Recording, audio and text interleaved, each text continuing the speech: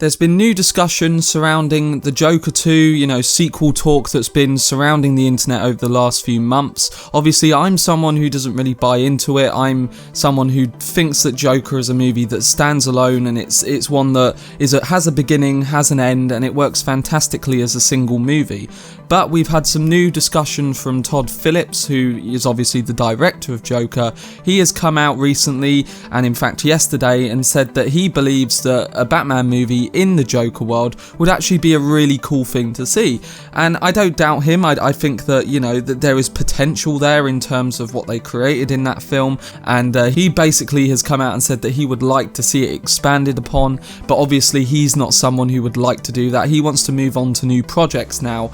But it's interesting to discuss this because Joker was a colossal hit, obviously. It hit over $1 billion.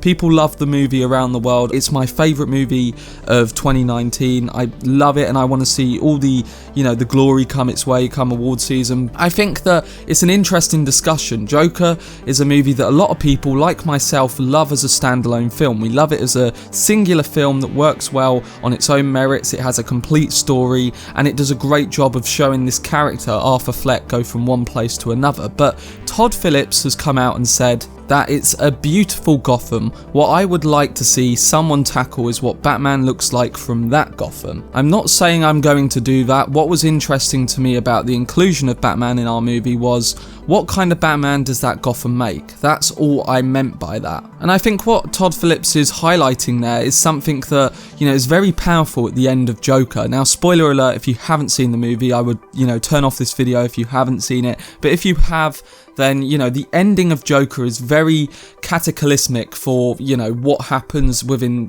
Batman's lore. Obviously, his parents get murdered, but that is kind of based on the uprising of Joker in this film. And it's hugely, linked to, what happens in Joker's storyline. And I think that is, the way they did that in the film was brilliant. They found a way to take the Wayne murders and make it kind of very important for what was happening in Arthur or Joker's story. And I found, because they're so two completely different characters on the opposite end of the spectrum, yet they're so connected by, who they are and how they both took the opposite paths. I think, Joker and Batman, were always going to be in the same kind of conversation, and they found a way to do that perfectly in the Joker film. Now the question is, obviously Todd Phillips is suggesting that he would like to see something like that, and obviously it's probably never going to happen because we've got a Batman possible trilogy coming with Pattinson. Well, we know we're getting one movie, but if that's successful, we're probably going to get more after that.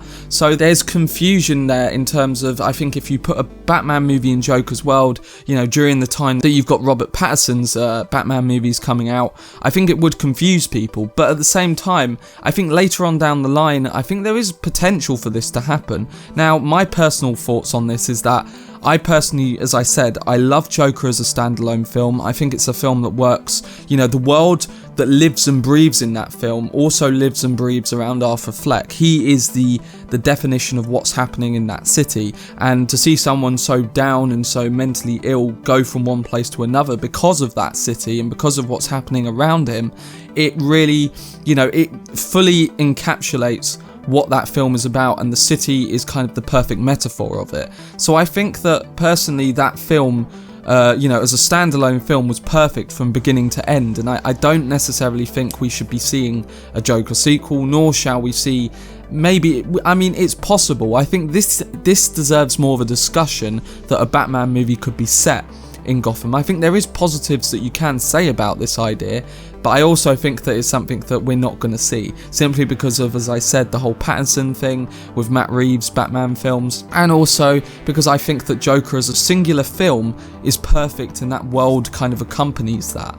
So I'm not too sure about this ever happening, but I thought it would make an interesting video to discuss, simply because I want to hear your guys' opinions. I want to hear what you think about this whole, discussion that Todd Phillips has had with an interviewer saying that he would like to see a Batman movie set in the Joker world. I think there's definitely more positives in this idea than there is in doing a Joker 2 with Joaquin Phoenix. Now, I'm not saying it can't work, but I just think that, the way Joker was as a film, as a singular individual film, was fantastic, and it doesn't necessarily need a sequel. Obviously, the money says otherwise, but It's a film that as a story works perfectly on its own, and I think it would really fragment people who love this movie so much. So let me know down below what you think. Hopefully you guys enjoyed today's video. I've got Golden Globe winners, a video on that coming on Monday, so if you want to check that out, stay around, subscribe to the channel. There's obviously a New Mutants trailer coming out Monday, so I'll do a trailer review of that, and then also a possible Birds of Prey trailer coming next week too, so I will definitely keep you guys updated on that and do some reviews